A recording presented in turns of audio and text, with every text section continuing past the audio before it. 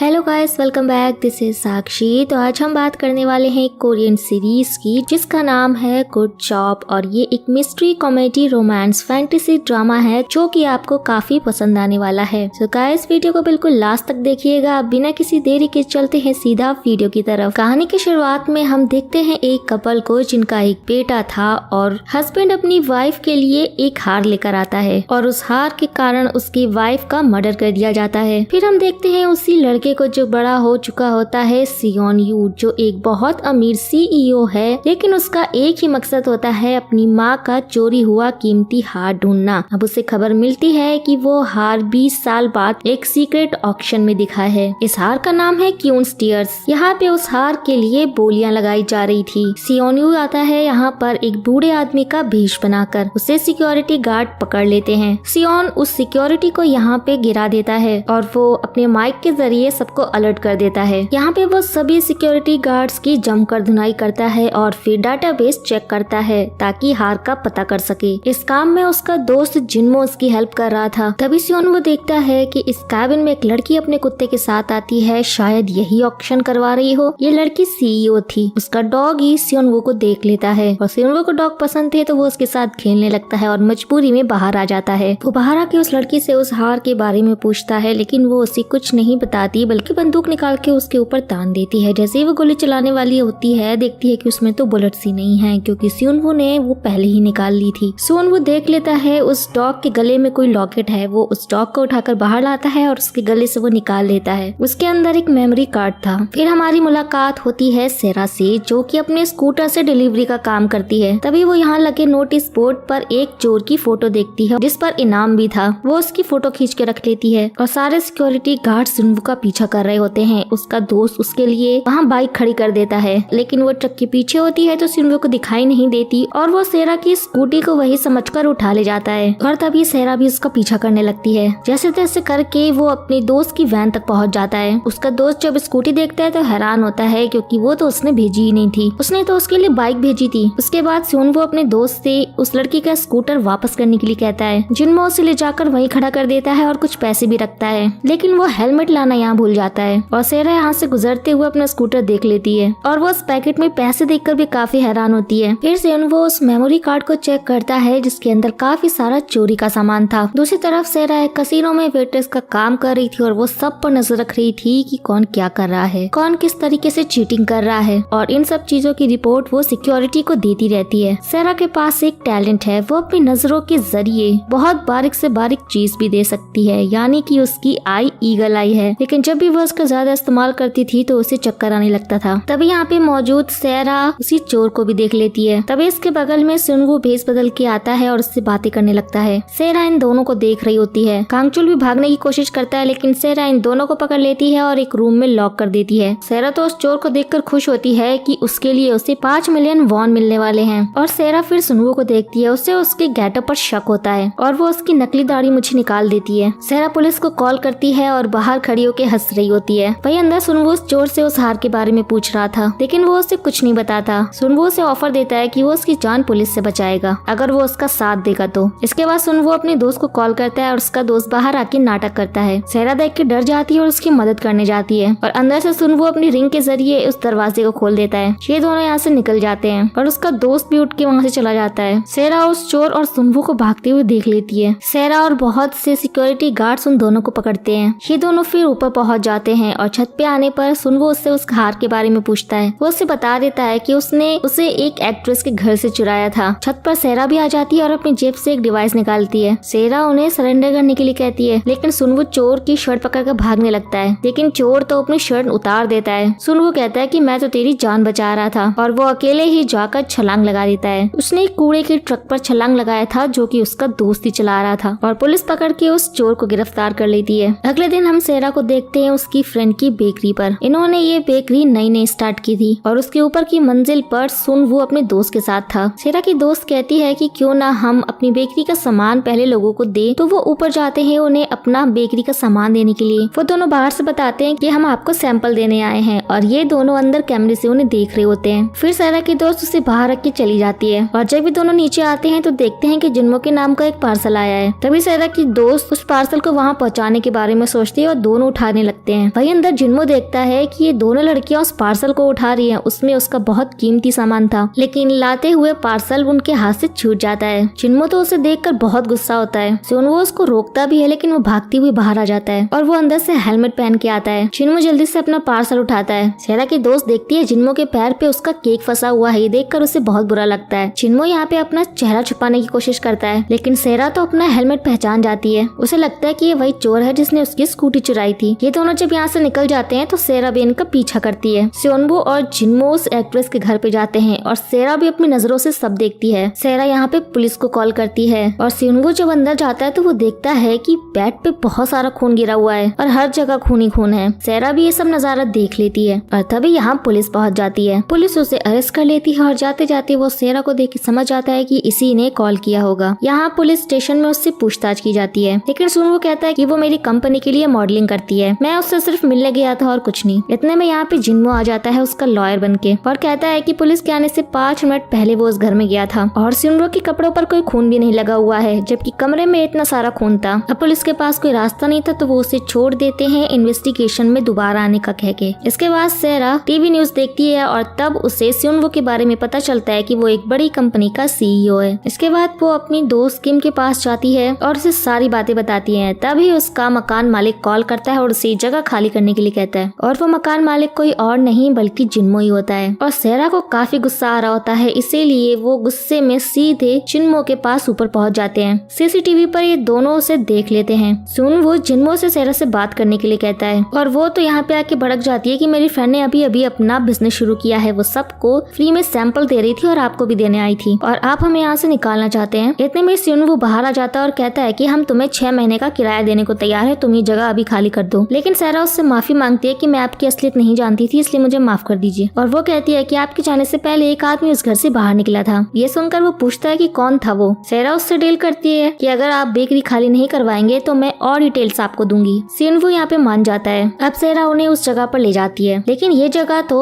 उसके घर से बहुत दूर है। वो कहता है कि तुमने इतनी दूर से उसे कैसे देख लिया, तुम हमें पागल समझती हो क्या। वो कहने ही वाली होती है कि मेरी आंखों में ऐसी शक्ति है, लेकिन बीच में रुक जाती है। वो उन्हें उस जगह ले जाती है, लेकिन यहाँ पर तो एक दीवार होती है। अब ये दोनों तो उसकी एक भी बात नहीं मानते, लेकिन तभी सेरा सीसीटीवी कैमरा देखती है और कहती है कि अगर तुम्हें मुझ पर भरोसा नहीं है तो इस सीसीटीवी को चेक कर लो। अब जिन्मो एक हैकर है तो वो सीसीटीवी के सिस्टम को हैक करके उसका फुटेज देख लेता है और जैसा सेरा ने कहा था वो सब कुछ सच था। वो उस कार का नंबर भी निकालते हैं और उसे सर्च करने पर उन्हें उस कार का ओनर भी मिल जाता है। इसके बाद ये दोनों सेरा को यहाँ पर छोड़ के अपनी गाड़ी में बैठ के निकल जाते हैं और तभी सेरा को गुस्सा आता है और वो पुलिस को कॉल करती है, आवाज बदलने की कोशिश करती है, लेकिन पुलिस वाले उसे पहचान जाते हैं और कहते हैं कि उसने दोबारा पुलिस को कॉल करके परेशान करने की कोशिश की तो वो उसे जेल में डाल देंगे। वो तुरंत फोन काट देती है। तभी रास्ते में जिन्मो सियोनवो से कहता है कि वो लड़की सेरा हमारी मदद कर सकती है, हमें उसे अपने साथ रखना चाहिए। इसलिए वो लोग वापस जाते हैं और सेरा को अपने साथ लेकर आते हैं। सियोनवो से कहता है कि मैं तुम्हें अपना असिस्टेंट बनाना चाहता हूँ, एक डिटेक्टिव के तौर पर। सेरा भी मान जाती है। इसके बाद ये लोग एक कंपनी में जाते हैं और वहाँ जाकर एक मैनेजर से मिलते हैं। वो उसे उसी की एक फोटो दिखाता है और वो मैनेजर उस आदमी के बारे में बोलता है कि ये आदमी उस आर्टिस्ट का पीछा करता था, यहाँ तक कि उसने फेक वीडियोस भी बनाई थी और उसकी वजह से वो मॉडल डिप्रेशन में भी थी। फिर वो उससे हार के बारे में पूछते हैं कि क्या उसने होरा को हार पहने हुए देखा था, लेकिन वो मना कर देता है। दूसरी तरफ पुलिस भी उस रात की वीडियो देखती है और पुलिस को उस आदमी के बारे में पता चलता है और उस आदमी के खिलाफ घरेलू हिंसा के भी काफी मामले थे। फिर वो इस मॉडलिंग एजेंसी के बॉस से मिलते हैं क्योंकि वो मॉडल इसी के लिए काम करती थी। वो उससे उस नेकलेस के बारे में पूछते हैं, लेकिन उसे कुछ नहीं पता होता। वो कहता है कि उसका एक बॉयफ्रेंड था और वो दोनों रात को क्लब में जाते थे और वो उन्हें क्लब का नाम बताता है। ये तीनों उसी क्लब में पहुंच जाते हैं। सेरा एक मॉडल बनके यहाँ पे आती है और सियोनवो से एक बहुत सुंदर ड्रेस देता है। सियोनवो तो उसे देखता ही रहता है। वो उसे एक नेकलेस पहनाता है जो उस पर काफी अच्छा लगता है। फिर सेरा एक और मॉडल के साथ क्लब में जाती है। यहाँ पर एक आदमी उस मॉडल को फोर्स करने की कोशिश करता है और एक बोतल तोड़कर उसे धमकाने लगता है। सेरा को काफी गुस्सा होता है और वो उस पर सारा गुस्सा उतारती है, लेकिन फिर वो उल्टा सेरा से ही फ्लर्ट करने लगता है। तभी जैसे यहाँ से सेरा भागती है, सियोनवो से टकरा जाती है क्योंकि जिन्मो ने सब कुछ बता दिया था कि यहाँ पे सेरा के साथ क्या हो रहा है। वो उसे कहती है कि हमें एक आदमी रिकॉर्ड कर रहा था और उसकी शर्ट में कैमरा है। सियोनवो चौंक जाता है कि आखिर इसे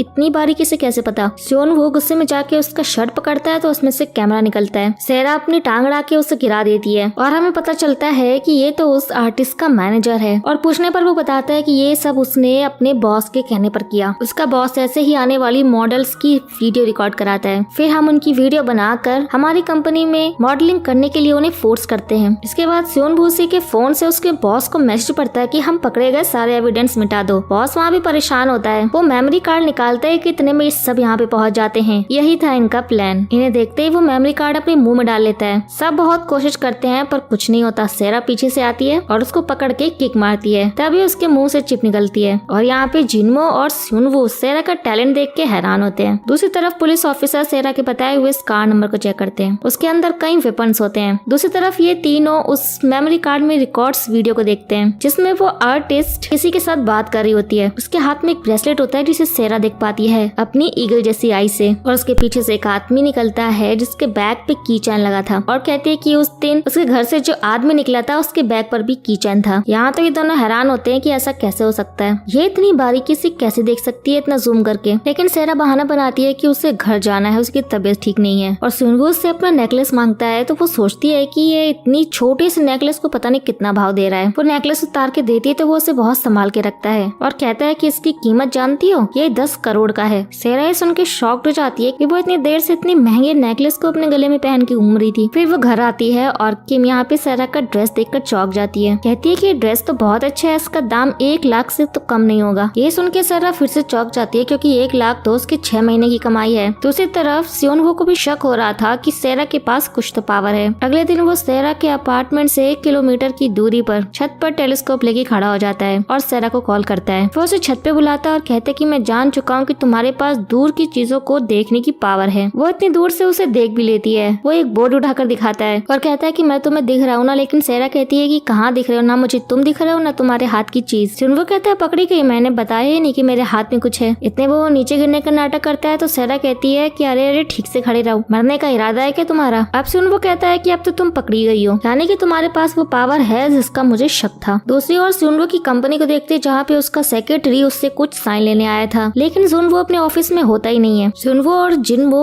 उस वीडियो में देख रहे होते जो ब्रेसलेट उस आर्टिस्ट ने पहना था वही उसके कातिल ने भी पहना था। अब इनको इस ब्रेसलेट के बारे में और पता लगाना होगा। आखिर में वो सेक्रेटरी दरवाजा खोलने की कोशिश करता है। इस वजह से जिनवो के घर में अलार्म बजने लगता है। असल में सुनवो ने ऐसी सेटिंग करके रखी हुई थी कि अगर कोई उसका दरवाजा खोलेगा तो वो जिनवो के घर आ सकेगा। वैसे ये एक सीक्रेट है जो सिर्फ सुनवो ही जानता है, इसलिए उसने उस दरवाजे के लिए ऐसा अलार्म सेट करके रखा हुआ है कि अगर कोई उसे खोलने की कोशिश करे तो वो अलार्म बज जाए। इसी बीच सेक्रेटरी घबरा जाता है। उसको लगता है कि शायद सुनवो उस कमरे में बंद है और वो उसे तोड़ने लगता है। लेकिन तभी ऐन वक्त पर सुनवो वहाँ पे आ जाता है और वो सेक्रेटरी गिर पड़ता है। सेक्रेटरी कहता है कि सर मुझे आपके साइन चाहिए थे और वो साइन करते हुए नोटिस करता है कि सेक्रेटरी ने भी उसी टाइप का ब्रेसलेट पहना हुआ है जो होरा और उसके कातिल ने पहना हुआ था। अब वो उससे पूछता है कि सुनो ये ब्रेसलेट तुमने कहाँ से लिया। वो कहता है कि मैं एक हॉस्पिटल में गया था जहाँ मैंने चाइल्ड केयर फाउंडेशन को डोनेशन दी थी, तब उन्हीं लोगों ने मुझे ये ब्रेसलेट दिया था। और तो और होरा भी वहाँ पर आई थी और उसे भी ऐसा ही ब्रेसलेट दिया था उन लोगों ने। ये जानकर सुनवो सेक्रेटरी को वहाँ से भेज देता है, लेकिन उसके दिमाग में बहुत सारी चीजें चलती हैं। इसके बाद वो जिनवो के पास जाता है और जिनवो से रिसर्च करके बताता है कि उस कातिल का एक बेटा है जिसे कोई जानलेवा बीमारी है और उस हॉस्पिटल में उसका इलाज हुआ था। अब दोनों उस हॉस्पिटल में जाने के लिए निकल जाते हैं क्योंकि वहाँ से कोई क्लू जरूर मिलेगा। दूसरी ओर पुलिस को उस कातिल की कार से कुछ वेपन्स और दूसरे एविडेंस मिले थे, तो इनमें उन हॉस्पिटल के कुछ कागज होते हैं और आगे की इन्वेस्टिगेशन के लिए वो भी उस हॉस्पिटल में जाते हैं। अब यहाँ पे जिनवो और सुनवो बाहर जाने ही वाले होते हैं कि नीचे शोर शराबा सुनाई पड़ता है। वो देखते हैं कि किम अपनी बेकरी के प्रमोशन के लिए बाहर बन और केक्स का स्टॉल लगाकर खड़ी हो रखी है और सभी को फ्री में बांट रही है। जिनवो कहता है इसकी हिम्मत कैसे हुई ये सब करने की, ये मेरा घर है कि मार्केट। वो वहाँ जाता और किम उसे एक बन पकड़ा देती है और जिनवो कहता है कि मैंने तुम्हारी बेकरी के लिए जगह दी है तो इसका मतलब ये नहीं है कि यहाँ तुम मेला लगाओ। लेकिन किम गुस्सा नहीं होती और बहुत ही शांति से बात करती है। अब जिनवो ऑलरेडी गुस्से में था तो वो वन को नीचे फेंक देता है और किम भड़क जाती है कि तुम्हारी हिम्मत कैसे हुई मेरा वन नीचे फेंकने की। जिनवो जाते जाते एयर डॉल को गिरा देता है। वो बार बार उसे खड़ा करता है लेकिन बार बार वो गिरता है और ये देखकर किम और भी ज्यादा गुस्सा हो रही होती है। फिर हम देखते हैं कि उस डॉल की जगह पर जिनवो खड़ा हुआ है, उस डॉल की तरह डांस कर रहा है और उसके आसपास कई सारे बच्चे हैं। किम ने उसे बहुत डांटा और डॉल की जगह उसे खड़ा कर दिया। ये देखकर बेकरी के अंदर बैठी हुई सेरा, किम और उनकी एक और फ्रेंड काफी हंस रही होती है। उस लड़की का नाम हांसो होता है। उसके पास एक मैसेज आता है। हांसो वहाँ से निकल जाती है और फिर एक दुकान में जाकर अपने दोस्त को देखती है और फिर उस दुकानदार से कहती है कि मेरी दोस्त अपना कार्ड लाना भूल गई और उससे माफी मांगती है। और वो आदमी कहता है कि अगर वो तुम्हारी दोस्त नहीं होती तो मैं पुलिस को इन्फॉर्म कर देता। उसके उसकी फ्रेंड लियोन उससे नाराज होती है। हांसू के पास जितने पैसे होते हैं वो उसे दे देती है। उसके बाद हम सेरा को देखते हैं जो सुनवो के पास आती है उस ड्रेस को लौटाने के लिए, लेकिन वो उस ड्रेस को लेने से मना करता है। इसके बाद ये तीनों लोग हॉस्पिटल में जाते हैं। जब यहाँ पे सुनवो एक लड़की को देखता है और उसकी फोटो देखकर जिनवो से कहता है कि इस लड़की के बारे में पता लगाओ, और वो देखते हैं कि पुलिस वाले उस हॉस्पिटल में पूछताछ करने आए होते हैं। उनको देखकर ये लोग छुप जाते हैं। पुलिस वालों को पता चलता है कि उस चोर के बेटे को डिस्चार्ज कर दिया गया है, और हम जंग मिनसू को देखते हैं वो अपने बेटे को बहुत मारता था और उसका बेटा बहुत परेशान था। अभी दोनों हॉस्पिटल के एक बच्चों के कमरे में जाते हैं। यहाँ पर कुछ फोटोज होती हैं जिसे सुनवो खींचकर जिनमो को भेजता है और वो पता करने के लिए कहता है कि ये हो रहा है या कोई और, पता करके बताओ। फिर ये लोग एक प्लान बनाते हैं। ये सेरा को पेशेंट बनाकर यहाँ एडमिट करते हैं, लेकिन जिनमो एक शेयरिंग रूम बुक कर लेता है ताकि यहाँ वो सबसे पूछताछ कर सके। यहाँ पे एक औरत आके इन दोनों को बहुत परेशान करती है, इनसे काफी सवाल पूछती है और इन दोनों को पति पत्नी मान लेती है। तभी पीछे से किम सेरा को कॉल करती है और वो औरत वो कॉल उठाती है और कहती है कि आपकी फ्रेंड को कोई बीमारी है, और किम की तो हालत खराब हो गई थी। वो तुरंत हॉस्पिटल आ जाती है। अब सेरा और सुनवो यहाँ पे क्लू ढूंढने लग जाते हैं और इन्हें पता चलता है कि यहाँ पर एक नर्स आई है जो दिखने में इनोसेंट लगती है। सुनवो भी डॉक्टर का कोट पहन के उससे उस बच्चे के बारे में पूछता है। वो कहती है कि वो लड़का तो कब का डिस्चार्ज हो गया, और वो बड़ी चालाकी से उससे अपनी पूछताछ करता है। वहीं सेरा की दोस्त जैसे ही अंदर जाने लगती है जिनवो बाहर से उसे देख लेता है। वो उसे रोकता है लेकिन वो उसकी एक भी बात नहीं सुनती और उसके हाथ में एक मिल्क की बोतल होती है, वो उससे पी लेता है। उसको पीते ही वो जमीन पे गिर जाता है। फिर वो सेरा को कॉल करके बताती है। वो हैरान हो जाती है कि जिनवो इमरजेंसी रूम में है। यहाँ पे जिनवो का चेहरा काफी फूल जाता है। ऐसा इसलिए होता है क्योंकि उसे मिल्क से एलर्जी थी। सेरा और सुनवो भी यहाँ पे आ जाते हैं। किम उससे यहाँ आने की वजह पूछती है तो वो बताती है कि वो एक मिशन पे है। अब सुनवो भी रात में सेरा के साथ सो जाता है। सेरा सुबह जमीन पर मिलती है और सुनवो उसके बेड पर। सब लोग इन्हें देख के हैरान होते हैं। सुबह जब सुनवो की आँख खुलती है तो वहाँ पे मौजूद लेडी उसे डांटने लगती है कि वो सेरा की जगह पे सो रहा था। फिर सेरा के लिए खाना आता है। वो कहती है कि मेरे हाथ में दर्द हो रहा है, मैं इसे नहीं खा सकती। फिर वहाँ पे मौजूद लेडी का पति सुनवो से कहता है कि तुम अपनी बीवी को खाना खिलाओ, तो वो उसे अपने हाथ से खिलाता है। तो सेरा को बहुत अच्छा लगता है। उसके बाद जब सेरा बाहर आती है तो वहाँ पे मौजूद नर्स के पास भी वो वही कीचेन देखती है। ये बात वो सुनवो को बताती है। वहीं सुनवो का पीछा उसका सेक्रेटरी कर रहा था क्योंकि उसने उसे देख लिया था। वो उससे बच के भाग रहा होता है। फिर वो सेरा को देखता है और उससे गले लगा लेता है। तो उस सेक्रेटरी को यकीन हो जाता है कि ये तो सुनवो नहीं हो सकता। इसके बाद सुनवो और सेरा पार्क एनजीओ का पीछा करने लगते हैं और जिनवो पार्क एनजीओ की कार को खोलता है और उसमें देखता है कि कार की डिग्गी में एक पिंक सूटकेस है। वहीं पर सेरा और सुनवो पार्क एनजीओ को वहाँ पे फोन पे बात करते हुए देखते हैं। उसके जाने के बाद वो दोबारा से उस नंबर को डायल करते हैं। पार्क एनजीओ उन्हें देख लेती है और उन्हें देखकर भागने लगती है। ये दोनों उसका पीछा करते हैं। सेरा चौथी मंजिल पे चली जाती है और वहाँ पे वो नर्स उसे इंजेक्शन लगा के बेहोश कर देती है। इसके बाद वहाँ पे सुनवो पहुँचता है तो वो उस पर भी हमला करने की कोशिश करती है और वो उसे भी इंजेक्शन लगा के बेहोश कर देती है। जिनवो जो कि बाहर होता है वो उस नर्स को गाड़ी से जाते हुए देख लेता है। दूसरी तरफ पुलिस वालों ने देख लिया था कि जंग मिनसू का फोन ऑन हो चुका है। पुलिस वाले उसका पीछा करने लगते हैं। दूसरी तरफ सुनवो और सेरा को होश आता है। उन दोनों को उसने बांध दिया था और जिनवो उन्हें ढूंढ लेता है। फिर ये लोग गाड़ी से जाते हैं और सुनवो ने बताता है कि जब उसने वो नंबर वापस से डायल किया था तो कॉल पे होरा ने बात की थी। ये सुनते ही उसने कॉल काट दिया था। सुनवो को पता चल के आए कि होरा मरी नहीं है। फिर उनके सामने एक कार आती है। वो कार को मोड़ देता है और जब वो बाहर आके देखता है तो उस कार को वो नर्स चला रही होती है और पीछे औरा बैठी हुई थी। अब औरा इन तीनों को उस घर में लेके जाती है जहाँ पर वो छुपके रह रही होती है और औरा सबको सच बताती है कि ये उसी का बेटा है। अब फ्लैशबैक में दिखाते हैं वो उस हॉस्पिटल में काम किया करती थी। तब उसने उस बच्चे को देखा था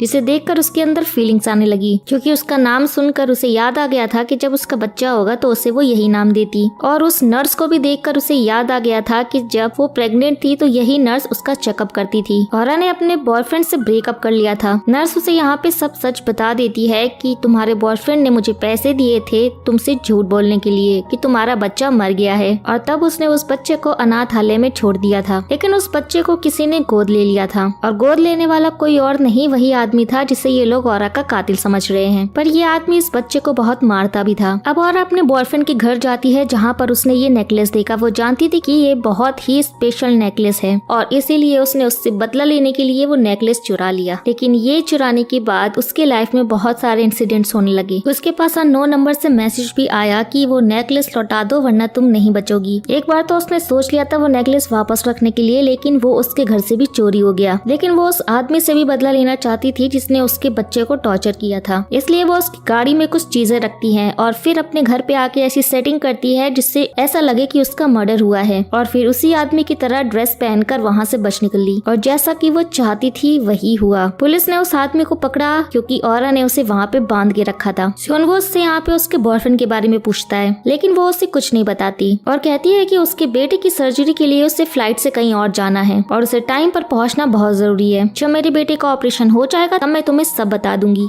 सेरा सुनवो को समझाती है कि वो उसे जाने दे। वो उसे कहता है कि वो मेरी माँ का नेकलेस था, कोई मेरी माँ का कत्ल करके उनसे वो नेकलेस चुरा के ले गया था, मुझे उस कातिल का पता लगाना है। ये कह के वो जब वो बाहर निकलता है तो यहाँ पर औरा नहीं होती है। वो जिन्मो को बेहोशी का इंजेक्शन लगा के भाग गए थे। ये यहाँ से भाग तो जाते हैं लेकिन बच्चे की तबीयत काफी खराब होती है तो उन्हें एक हॉस्पिटल में जाना पड़ता है। थोड़ी देर बाद जिन्मो को होश आता है तो सियुनवो उनसे वो कार को ट्रैक करने के लिए कहता है। सेरा को पता चलता है कि इन लोगों ने उस कार में ट्रैकिंग डिवाइस लगाया है। ये तीनों भी अब हॉस्पिटल पहुँचते हैं। औरा यहाँ पे रोने लगती है कि अगर टाइम पर ऑपरेशन नहीं हुआ तो उसका बच्चा जिंदा नहीं बचेगा, लेकिन सियुनवो ने यहाँ पे अपना हेलीकॉप्टर बुला लिया था और उसे एयरपोर्ट जाने के लिए कहा और उससे कहा कि जब वो वापस आएगी तो उसे उसके बॉयफ्रेंड और उस हार के बारे में सारी डिटेल्स चाहिए। फिर ये लोग यहाँ से निकलते हैं। तभी उसका बेटा कहता है आपकी मदद के लिए थैंक्स अंकल, लेकिन सियुनवो चिढ़ जाता है, क्या अंकल दिखता हूँ मैं तुम्हें? इस पर जिन्मो और सेरा भी हंस पड़ते हैं और अब वापस आके उसे एक नाम बताकर चली जाती है। लगता है वो कुछ ज्यादा बताएगी तो शायद उसकी जान को खतरा हो सकता है। उनके जाने के बाद सियुनवो सेरा को एक पेंटिंग देता है जो उसके बच्चे ने बनाई थी और पुलिस ऑफिसर को देने के लिए कहता है। पुलिस ऑफिसर उस सस्पेंडेड कातिल से पूछताछ कर रहा होता है और कहता है कि तुम्हारी वाइफ भी गायब है, उसे तुमने कहाँ रखा है, चुपचाप बता दो। तब ऑफिसर की जूनियर आकर उसे कुछ देती है। ये लोग उस ड्राइंग के आधार पे तलाशी करते हैं। उस बच्चे की पेंटिंग से इन्हें पता चल जाता है। जब वो लोग खुदाई करते हैं तो वहाँ उस आदमी की वाइफ की बॉडी मिलती है। तब सियुनवो सेरा को भी भेज देता है कि अब हमें तुम्हारी मदद की जरूरत नहीं है और जो कुछ भी हुआ किसी को मत बताना। वो कहती है कि ठीक है नहीं बताऊंगी और चली जाती है, लेकिन वो अपना ड्रेस यहाँ छोड़ देती है। वो काफी गिल्टी भी फील कर रही थी क्योंकि वो तो अपनी माँ की नेकलेस के लिए ये सब कुछ कर रहा था, लेकिन सेरा ने पता नहीं उसे क्या समझ लिया और क्या क्या कह दिया। फिर वो सोचती है कि उसने उसके लिए इतना काम किया और उसे जो ड्रेस मिलना चाहिए था वो तो उसने वहीं पर ही छोड़ दिया। वो अंदर फ्लैट में चली जाती है लेकिन कोई होता ही नहीं है, बट वो सीक्रेट दरवाजे वाले कमरे को देखती है। वो वहाँ पे जाके काफी सारी बुक्स हटाने लगती है क्योंकि उसे ऐसा लगता है कि शायद इन बुक्स के पीछे कोई सीक्रेट दरवाजा होगा, क्योंकि वो मूवीज में ये सब देखा करती थी। और फिर वहाँ पे सीक्रेट दरवाजा खुल जाता है। अंदर जाके वो सियुनवो की फैमिली फोटोज देखती है और घूम घूम के खुश हो रही होती है। अब सियुनवो वर्कआउट करते हुए बाहर आता है। इसके बाद वो उस ड्रेस को पहनने लगता है ये देखने के लिए कि इसमें क्या कमी थी जो सेरा से लौटा रही थी, लेकिन तभी उसकी नजर पड़ती है सेरा पे और वो बाहर निकलती है। वो पूछता है कि तुम यहाँ पर आई कैसे? इतने में जिन्मो भी आ जाता है और कहता है कि बिना शर्ट के लड़की के सामने खड़े हो, तुम्हें शर्म नहीं आती? सेरा कहती है कि मैं तो बस अपना ड्रेस लेने के लिए वापस आई थी, पर तुम लोग फिक्र मत करना, मैं इस बारे में किसी को नहीं बताऊंगी। ये कहकर वो ड्रेस लेके चली जाती है। अब जिन्मो सियुनवो से पूछता है कि आखिर जाने से पहले औरा ने कहा क्या था। वो उसे बताता है कि उसने ही कहा था कि केनेथ से सावधान रहना, कोई और नहीं बल्कि वही आदमी है जिसने क्लब में सेरा का हाथ पकड़ा था। ये सियुनवो की कंपनी में काम करता है और उसकी पोजीशन छीन कर खुद सीईओ बनना चाहता है। उन्हें समझ आता है जरूर उसका भी इस नेकलेस के साथ कोई कनेक्शन है। दूसरी तरफ सेरा तो बस सियुनवो को ही याद करती रहती है। रात में वो सो ही नहीं पाती। सेरा को लगता है उस फोटो में देखकर कि उसने कहीं न कहीं तो सियुनवो की माँ को देखा है और वो थोड़ा सा फ्लैशबैक में याद करती है कि जब वो छोटी थी अनाथालय में रहती थी तो उसकी माँ वहाँ पे आई थी और किसी ने शायद उनका कत्ल कर दिया था उस समय। ये सब कुछ उसे धुंधला ही नजर आता है। अगले दिन सियुनवो ऑफिस में जाकर एक रिपोर्ट मांगता है और वो रिपोर्ट देखकर पूछता है कि क्या ये रिपोर्ट तुमने बनाई है या फिर किसी और ने। असल में मैनेजर उस रिपोर्ट की ज्यादा डिटेल्स नहीं जानता था, इसीलिए वो ये सवाल कर रहा था। फिर वो अपनी टीम को बुलाता है और वो कहता है कि ये प्रोजेक्ट मैं कर रहा हूँ, इसमें तुम्हें दखल देने की जरूरत नहीं है। अब वो पुलिस ऑफिसर सेरा से मिलने जाता है किम की बेकरी पर। किम यहाँ पे उसे देख के बहुत ज्यादा एक्साइटेड हो जाती है क्योंकि वो उसे पसंद करती थी और ये ऑफिसर भी इन्हीं के साथ अनाथालय में ही रहा था। तभी यहाँ पे सेरा पहुँच जाती है अपनी उस ड्रेस को बेचकर। वो काफी खुश थी क्योंकि उसे उस ड्रेस के पैसे मिल गए थे, लेकिन ऑफिसर वो देख लेता है और उससे कहता है कि देखो तुम किसी भी परेशानी में मत पड़ना, वरना तुम्हारे सुपर पावर की वजह से तुम पर कभी भी शक हो सकता है। उसे शक है कि औरा के मर्डर के केस में वो कोई इन्वेस्टिगेशन कर रही है, इसलिए वो उससे उस हॉस्पिटल के बारे में पूछता है, लेकिन वो झूठ बोलती है कि वो वहाँ पे नहीं गई थी। लेकिन वो यहाँ पे उससे ये पूछती है कि क्या तुम्हें याद है बचपन में ऑर्फनेज में एक अमीर औरत आई थी? लेकिन वो कहता है कि मुझे तो ऐसा कुछ याद नहीं है। इसके बाद हान सू जिन्मो के पास आती है। वो उससे कुछ बता कर जाती है पर बताया नहीं जाता कि उसने क्या बताया। किम भी यहाँ उसे देख के हैरान होती है। अब जिन्मो सियुनवो के पास जाता है और कहता है कि सेरा ने मेरी तारीफ की थी, इसीलिए उसने किसी क्लाइंट को भी मेरे पास भेजा था। लेकिन सियुनवो कहता है कि हाँ उसने पहले तुम्हें जोकर भी कहा था। अब यहाँ पे स्योनवू केनेथ को इन्वेस्टिगेट करने के लिए कहता है और जिनवो कहता है कि शायद मुझे लगता है कि हमें इस काम में भी सेरा की मदद लेनी पड़ेगी, लेकिन स्योनवू दोबारा उसे अपने मामले में लाना नहीं चाहता था। लेकिन फिर वो सेरा को कॉल करके कहता है कि मैं तुम्हें फिर से हायर करना चाहता हूँ। सेरा तो बड़ी खुश हो रही होती है, वो किम से कहती है कि मुझे फिर से काम मिल गया। अगले दिन स्योनवू ऑफिस में वेट कर रहा होता है लेकिन सेरा अभी तक आई नहीं होती। वो सीसीटीवी पे देखते हैं कि सेरा टेंशन में कहीं भाग रही है। वो तुरंत नीचे आकर किम से पूछती है तो वो बताती है कि उसको एक कॉल आया था, तो वो जल्दी जल्दी निकल गई। पता नहीं किसका कॉल था। फिर वो सेरा को कॉल करती है, वो उसकी भी कॉल काट देती है। किम कहती है कि शायद वो जरूर हानसू के सिलसिले में ही गई होगी। दोनों तुरंत ऑर्फनेज पहुंचते हैं लेकिन उन्हें बताया जाता है कि सेरा यहाँ पर आई ही नहीं और सारी फोटोज देखकर स्योनवू समझ जाता है कि सेरा और वो पुलिस ऑफिसर्स यहीं पर पले बड़े हुए थे। फिर वो वार्डन की परमिशन लेकर हानसू का कमरा चेक करते हैं तो उन्हें कुछ टैबलेट्स मिलती हैं। उसे शक होता है कि ये कोई नशीले पदार्थ हो सकते हैं, लेकिन सेरा एक कन्वीनियंस स्टोर गई थी जहाँ से उसे कॉल आया था। वो बताते हैं कि हानसू कुछ एडवांस पैसे लेके यहाँ से निकली है। वो बाहर आके देखती है कि हानसू को कोई गैंग अपनी गाड़ी में उठा के ले गया। तभी यहाँ पे स्योनवू पहुंच जाता है और सेरा उन्हें सब बताती है। अब ये लोग उस गाड़ी को चेस करने लगते हैं। अंदर हम देखते हैं कि वो गैंग हानसू को यहाँ लेकर इसलिए आया क्योंकि उसकी रूममेट ने उनसे बहुत सारा वो नशीले पदार्थ खरीदे थे और पैसे भी लिए थे। उसने उनका उधार नहीं चुकाया। हानसू उन्हें अपना बैग से पैसे निकाल कर दे देती है, लेकिन ये पैसे कम थे। वो कहते हैं कि उसने हमसे बहुत माल लिया है और एक भी बार पैसे नहीं दिए, और फिर उस उधार पे इंटरेस्ट भी तो होता है। वो सब मिलाकर बहुत बड़ा अमाउंट होता है। क्या तुम दे पाओगी? दोगी कैसे? वो हानसू को बहुत मारते हैं और उसे बांध देते हैं। अब दरवाजा लॉक होता है। ये लोग दरवाजे पर जाते हैं तो स्योनवू हेलमेट में होता है। वो इन लोगों पे अटैक कर देता है और सेरा भी दूसरे रास्ते से अंदर आ जाती है। स्योनवू उस गैंग से बहुत लड़ाई करता है। गैंग का लीडर हानसू के गले पे चाकू रख देता है, लेकिन स्योनवू अपनी पक्की प्लानिंग करके आया था। तभी पुलिस सायरन को सुनकर गैंग के आदमी चौंक जाते हैं और वैसे ही दरवाजा खुलता है और कमांडो जैसे कॉस्ट्यूम में खड़ा होता है जिन्मो। अब ये लोग डर जाते हैं और बाहर की तरफ भागते हैं, लेकिन बाहर जाके पता चलता है कि यहाँ कोई फोर्स नहीं थी। इन्हें देखकर ये लोग धोखा खा गए थे। ये लोग तो यहाँ से भाग जाते हैं और स्योनवू की गाड़ी की चाबी भी ले जाते हैं। सेरा अब एक ऊंची जगह पे जाके अपना पावर यूज करती है और देखती है कि उस गैंग की गाड़ी कहाँ जा रही है, लेकिन उसे तो यहाँ पे काफी दर्द होता है और चक्कर आने लगते हैं। सामने से गाड़ी आ रही होती है और स्योनवू जल्दी से आके उसे बचा लेता है। फिर वो सारा को एक हॉस्पिटल में एडमिट कर देता है।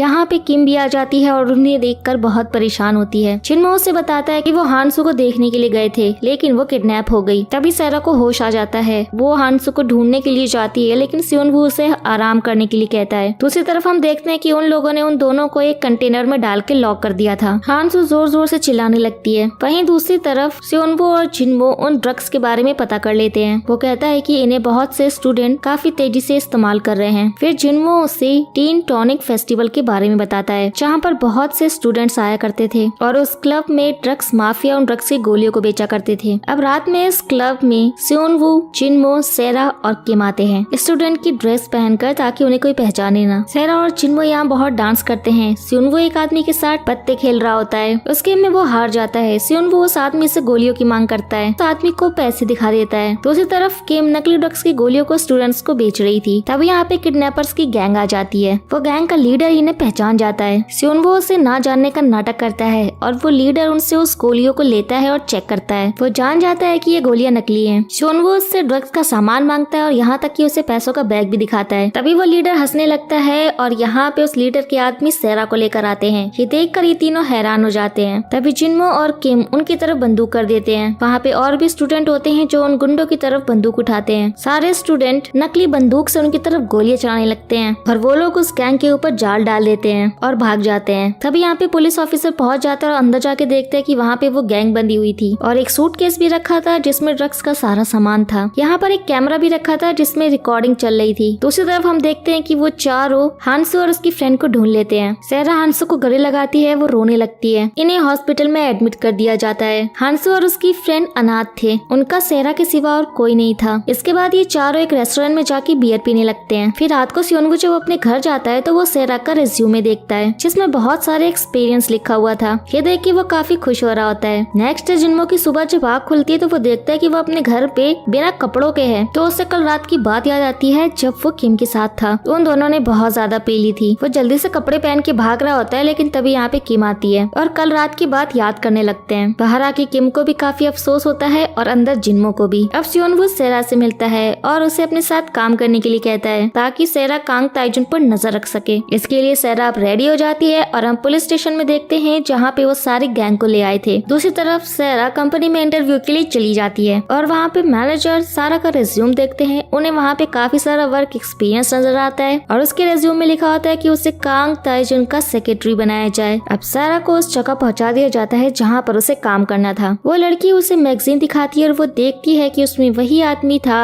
जिसने उस दिन क्लब में उसका हाथ पकड़ा था और सेरा को पता चलता है कि क्या यही ताइजुन है। वो सियोनवू को कॉल करके पूछती है कि उसने यहाँ पर उसे क्यों भेजा। वो कहता है कि उस दिन जो कुछ भी हुआ था वो ताइजुन को याद नहीं होगा क्योंकि वो नशे में था। वो उससे बैग चेक करने के लिए कहता है जो उसके पास था। उसमें एक वायर टेप है जो उसे ताइजुन के रूम में फिक्स करना होगा। अब सेरा उसके कैबिन में जाकर वो जगह ढूंढने लगती है कि कहाँ उसे वो फिक्स करे। फिर वो उस कैमरा को उस स्पीकर में फिट कर देती है। तभी यहाँ पे ताइजुन आता है और सेरा उसे बताती है कि वो उसकी सेक्रेटरी है। अब सेरा बाहर जाती है तो उसके पास एक एक्ट्रेस का कॉल आता है जो कि ताइजुन से बात करना चाह रही थी। वो उस कॉल को ट्रांसफर करती है। इसके बाद ताइजुन बाहर आकर सेरा को डांटने लगता है क्योंकि उसने उस एक्ट्रेस का कॉल अंदर ट्रांसफर किया था। उसके बाद वो एक मीटिंग में जाते हैं। ताइजुन यहाँ पे सनग्लासेस पहन के मीटिंग में सो रहा होता है। बाकी सब अपनी चेयर से उठते हैं लेकिन ताइजुन नहीं उठता है। सेरा ताइजुन को उठाती है और यहाँ मौजूद कागज देती है। ताइजुन उस पर भड़क जाता है क्योंकि वो डॉक्यूमेंट्स को मिक्स कर देती है। इसके बाद सियोनवू यहाँ पे आके उन कागजों को देखता है और कहता है कि क्या तुम्हें ये भी नहीं मालूम कि मीटिंग किस बारे में थी। अब ताइजुन का असिस्टेंट सेरा को समझाने लगता है कि वो उसके साथ संभल कर रहे क्योंकि वो काफी गुस्से वाला इंसान था। सारा को अपने स्टाफ से पता चलता है कि रात को एक पार्टी रखी हुई है।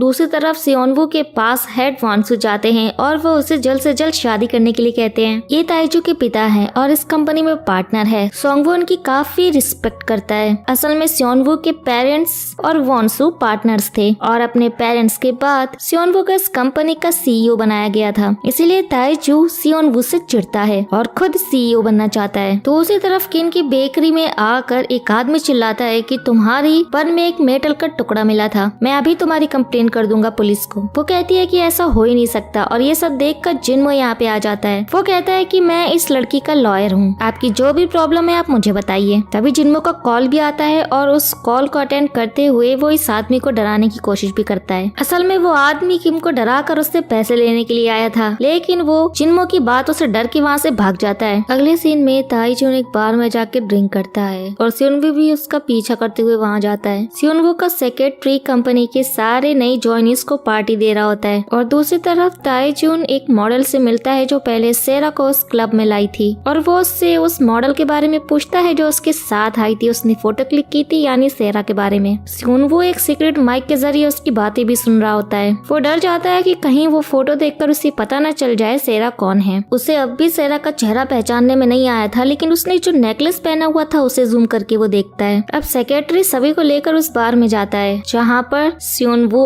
और ताइजुन थे। एक लड़की सियोनवू को रोक लेती है। वो समझ जाता है कि ये वही लड़की है जिसके साथ वानसू सियोनवू का रिश्ता जोड़ना चाहता है, लेकिन यहाँ पे ताइजुन भी पहुँच जाता है और उसे लगता है कि सियोनवू उसकी जासूसी कर रहा है। पर सियोनवू कहता है कि मेरी मीटिंग थी यहाँ पर, इसीलिए आया हूँ। और ठीक उसी टाइम पर सेक्रेटरी अपनी टीम को लेके पहुँच जाता है। सभी लोग यहाँ पे बैठ जाते हैं और ताइजुन भी जानबूझकर उन सबको ज्वाइन कर लेता है। सारी लड़कियां तो ताइजुन के असिस्टेंट को पसंद करती थी और उसे देखकर खुश हो जाती हैं। तभी सियोनवू चुपचाप सेरा को मैसेज करता है कि तुम निकल जाओ वरना प्रॉब्लम हो जाएगी, लेकिन ताइजुन कहता है कि तुम मेरी सेक्रेटरी हो के मेरे साथ ड्रिंक नहीं करोगी, एक ड्रिंक करके जाओ। सभी लोग यहाँ पे बहुत पीने लग जाते हैं और सब लोग यहाँ पे शराब के नशे में अपनी सच्चाई बोलने लगते हैं। ताइजुन खुद भी पीता जाता है और सेरा को भी पिलाता जाता है। जैसे तैसे पार्टी खत्म होती है और सब अपने अपने घर जाते हैं। सियोनवू अपनी गाड़ी से निकल रहा होता है तो वो सेरा को देखता है जो कि काफी नशे में थी। तभी यहाँ पे ताइजुन का असिस्टेंट आ जाता है और कहता है कि तुम उस बेकरी के पास रहती हो ना, मैं तुम्हें ड्रॉप कर देता हूँ। लेकिन सेरा कहती है कि कोई बात नहीं सर, मैं चली जाऊंगी। तो वो भी यहाँ से चला जाता है। सेरा लड़खड़ाती हुई रास्ते से जा रही होती है। अब वो वहाँ पे बस स्टॉप पर लेट जाती है। सियोनवू आता है और उसे उठा के लेके जाता है। वो उसके बाल पकड़ के खींचने लगती है और पता नहीं क्या क्या बकवास करने लगती है। फिर वो उसको उसके घर छोड़ देता है। फिर सेरा नशे में उसका मुंह पकड़ के कहती है कि मुझे ऐसा क्यों लगता है कि मैंने तुम्हें कहीं देखा है, तुम हो कौन? तभी यहाँ पे कोई दरवाजा नॉक करता है और वो पुलिस इंस्पेक्टर होता है। हम देखते हैं कि कुछ देर वो दरवाजा नॉक करता है लेकिन वो चला जाता है। वो सोचता है कि शायद घर में कोई नहीं है, लेकिन तभी सियोनवू का फोन बज जाता है। ऑफिसर को लगता है कि सेरा अंदर ही होगी। सेरा उसकी फ्रेंड थी, उसने उसे पासवर्ड भी दिया हुआ था, तो वो लॉक खोल के अंदर आ जाता है। लेकिन सेरा को सोते हुए देखकर वो बड़बड़ाने लगता है कि उसने इतनी ज्यादा पी ली थी आज। फिर वो चला जाता है। सियोनवू यहाँ कबर्ड में छुपा हुआ था। अब जब सुबह सेरा उठती है तो किम उसे बताती है कि सियोनवू रात में उसे यहाँ पे छोड़ के गया था और उसे दीवार पे चिपका हुआ एक नोट दिखाती है और उसमें लिखा था कि अगली बार जब ड्रिंक करना तो उतना ही पीना जितना तुम हैंडल कर पाओ और नशा उतर जाए तो मुझे कॉल करना। सेरा को धीरे धीरे सब याद आता है कि उसने रात में क्या क्या किया था। इसके बाद सियोनवू जिनवो से कहता है कि आइंदा मेरी कंपनी में कोई किसी को पार्टी नहीं देगा और देगा तो मैं उसे कंपनी से निकाल दूंगा। अब आज सियोनवू ने सेरा को काम दिया होता है कि उसे ताइजुन के फोन का पूरा इंफॉर्मेशन पेन ड्राइव में कॉपी करना है। अब यहाँ पे ताइजुन आता है और कहता है कि तुम तो काफी स्ट्रॉन्ग हो, इतना पीने के बाद भी तुम आज काम पर आ गई। दूसरी तरफ ताइजुन का असिस्टेंट वॉन्सू को कंपनी के फाइनेंशियल रिकॉर्ड्स दिखा रहा होता है, जिससे पता चलता है कि ताइजुन ने काफी बड़े अमाउंट का घोटाला किया है। ये सुनकर वॉन्सू बहुत ज्यादा गुस्से में आता है। कैबिन में जाते ही वो ताइजुन को थप्पड़ मारता है, लेकिन वो कहता है कि मैंने ये सब आपके लिए ही किया था, वरना वो सियोनवू पूरी कंपनी पर कब्जा कर लेगा। कंपनी में आपका भी उतना ही हक है जितना कि उसका। लेकिन वो कहते हैं कि तुम जो कर रहे थे उससे कंपनी डूब जाएगी और ये सारी चीजें कैमरे के जरिए सियोनवू देख रहा होता है। लेकिन वो उससे कहता है कि तुम्हें जो काम दिया गया है सिर्फ वही करो, दूसरे मामलों से दूर रहो। सेरा यहाँ पे ताइजुन को कहने आती है कि उसकी एक अर्जेंट मीटिंग है, लेकिन वॉन्सू तो उसे भी डांटने लगते हैं। असल में तो सेरा उसे उसके पिता से बचाकर उसे इम्प्रेस करना चाहती थी। ताइजुन भी इसको रियलाइज करता है कि उसने जो भी किया उसके भले के लिए किया था, तो उसके दिमाग में सेरा के लिए अच्छी इमेज बन जाती है और अब ताइजुन अपने मैनेजर से कुछ रिस्की काम करने के लिए कहता है। ये सारी बातें सियोनवू कैमरे में देख रहा होता है और सुन रहा होता है। वो सोचता है कि आखिर ये करने क्या जा रहा है। ताइजुन सेरा से कहता है कि वो उसकी सारी मीटिंग्स कैंसिल कर दे, लेकिन सेरा उसके पीछे पीछे लिफ्ट में चली जाती है। इतने में सियोनवू यहाँ आ जाता है क्योंकि वो सेरा को उसके साथ अकेले नहीं छोड़ना चाहता था, लेकिन सेरा सियोनवू को लिफ्ट से बाहर निकाल देती है उसके पैर पे पैर मारकर और सियोनवू को बहुत गुस्सा भी आता है। लेकिन सेरा ताइजुन का खून साफ करने लगती है और कहती है कि सर, अगर इस हाल में किसी ने आपको देख लिया तो आपकी इमेज खराब हो जाएगी। अब लिफ्ट खुलती है तो सियोनवू सामने खड़ा होकर ये सब देख लेता है। अब ताइजुन अपने असिस्टेंट को साथ में ना रखकर सेरा को अपने साथ लेकर जाता है क्योंकि उसके असिस्टेंट ने ही उसके पिता को सब कुछ बता दिया था। ताइजुन और सेरा एक रेस्टोरेंट में आते हैं जहाँ पे बड़ी बड़ी कंपनीज के लोग सीक्रेट मीटिंग करते हैं। वो सेरा से कहता है कि आज तुमने अच्छा काम किया, ये उसकी ट्रीट है। वो कुछ निकालने लगती है तो खाने के थोड़े छींटे ताइजुन की शर्ट पे गिर जाते हैं। सेरा बाहर जाके उसकी गाड़ी से ताइजुन के लिए शर्ट लेकर आती है। तभी यहाँ पे सियोनवू पहुँच जाता है काफी गुस्से में। सेरा उसे पकड़ के लेके जाती है और कहती है कि अगर ताइजुन ने तुम्हें यहाँ पे देख लिया तो हमारा पूरा प्लान चौपट हो जाएगा। वो उसके हाथ में पेन ड्राइव रख के कहता है कि उसका फोन इसमें कॉपी करके लेके आना। सेरा वापस अंदर जाती है तो ताइजुन बाथरूम गया होता है। मौका पाके सेरा उसके फोन में अपनी पेन ड्राइव कनेक्ट कर देती है। पूरा डेटा कॉपी होने लग जाता है, लेकिन तभी वहाँ पे ताइजुन आ जाता है। सेरा तुरंत से फोन के ऊपर उसकी शर्ट वाला बॉक्स रख देती है और शर्ट निकाल के बातें करने लगती है, लेकिन ताइजुन कहता है तुम शर्ट वापस रख दो, मैं बाद में पहन लूंगा। और सेरा बड़ी ही चालाकी से बॉक्स हटाते हुए पेन ड्राइव भी साथ में निकाल लेती है। लिफ्ट में जब ताइजुन ने अपना फोन निकालकर उसमें पासवर्ड डाला था तो सेरा ने उसका पासवर्ड देख लिया था। दूसरी तरफ सियोनवू भी उसके डेटा से ये पता लगा लेता है कि दोपहर 1 बजे उसकी कोई सीक्रेट मीटिंग है और इसी मीटिंग के लिए वो इस रेस्टोरेंट में आया है। इतने में सेरा आ जाती है तो जिनमो उसकी तारीफ करता है। अब जिनमो अपना भेष बदल लेता है और उस क्लाइंट की तरह ताइजुन से मिलने जाता है। दूसरी ओर सियोनवू खुद को ताइजुन की कंपनी का ऑडिटर बताकर क्लाइंट से मिलने जाता है, क्योंकि ताइजुन और उसका क्लाइंट एक दूसरे से कभी मिले ही नहीं थे। अब उस असली क्लाइंट को दिखाते हैं जो मास्क पहनकर रेस्टोरेंट में आया था। सेरा रेस्टोरेंट की एक स्टाफ बनकर वहाँ पे खड़ी होती है। अब वो उसे उस रूम में लेके जाती है जहाँ पे सियोनवू बैठा हुआ है। दूसरी तरफ ताइजुन जिनमो से मिलता है। जिनमो यहाँ पे ताइजुन का ब्रेन वॉश कर रहा होता है। दूसरी तरफ सियोनवू उससे कहता है कि मैं ताइजुन की कंपनी का ऑडिटर हूँ और इंटरनल ऑडिटिंग में मुझे पता चला कि उसने बहुत बड़ा घोटाला किया है और वो पकड़ा भी गया। हमारी टीम को शक है कि उस घोटाले में तुम्हारा भी हाथ है और अगर ये सही निकला तो तुम पूरे फंसोगे। अगर तुम इस मामले में फंसना नहीं चाहते तो आइंदा कभी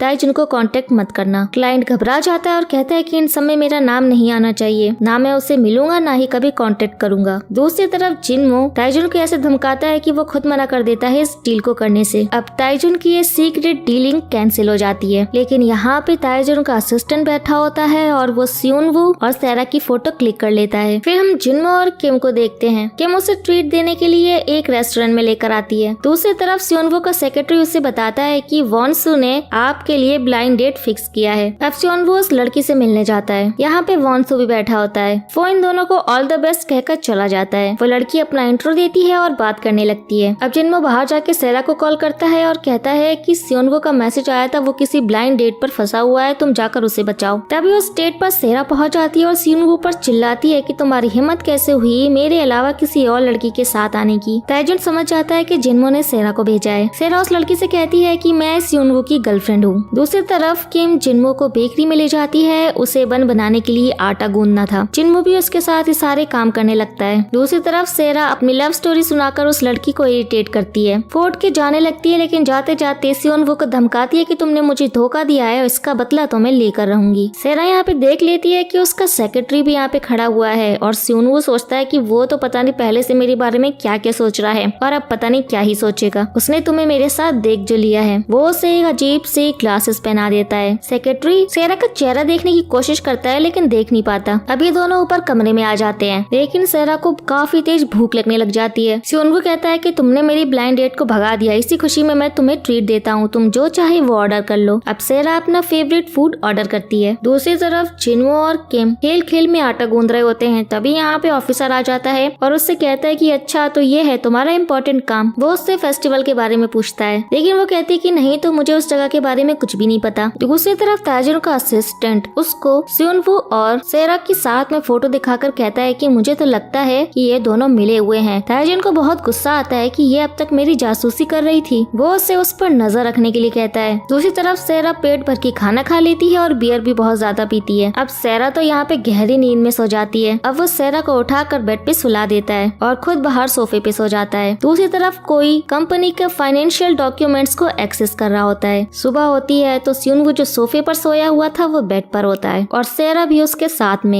ये दोनों एक दूसरे को साथ में देख के चौंक जाते हैं। सियोनवू का कॉल आ रहा होता है और वो उसे कट करने की जगह अटेंड कर लेता है। सियोनवू कहता है कि मैं रात को पानी पीने के लिए गया था तो शायद यहीं पर नींद में आ गया। तुम चिंता मत करो, हमारे बीच कुछ भी नहीं हुआ है। अगले दिन ऑफिस में जाने के लिए वो लोग सीक्रेट दरवाजा खोलते हैं तो बाहर उनका सेक्रेटरी खड़ा होता है और उसने सब देख लिया होता है। वो कहता है कि उसने कॉल पर आवाज सुनी थी और वो शायद सेरा थी। सियोनवू सेक्रेटरी से कहता है कि तुम ये सब बातों पे ध्यान मत दो, काम बताओ कि क्या है। तो वो उसे एक रिपोर्ट दिखाता है जिसमें ताइजुन के खिलाफ जो फाइनेंशियल रिकॉर्ड्स थे उसकी किसी ने रिपोर्ट पोस्ट कर दी थी और ऐसा लग रहा था कि जैसे ये ताइजुन के मैनेजर ने करी हो, जिसको उसने एक बार कोई रिस्क वाला काम करने के लिए कहा था। वो रिपोर्ट सेक्रेटरी डिलीट तो कर देता है, लेकिन सियोनवू जिन्मो को कॉल करके सीसीटीवी चेक करने को कहता है। वो चेक करके पता लगाता है कि ताइजुन का मैनेजर कंपनी से बाहर गया ही नहीं, वो शायद अंदर ही है। दूसरी ओर ताइजुन ऑफिस आ रहा होता है। उसे पता चल गया था कि सेरा सियोनवू के लिए काम करती है। वो उस फोटो को भी जूम करके देख लेता है और उसे पहचान लेता है। सियोनवू सेरा को कॉल करके बता देता है कि ताइजुन को उसकी असलियत पता चल चुकी है, तो उसे अब सेफ्टी से रहना होगा। सेरा जल्दी निकलने लगती है,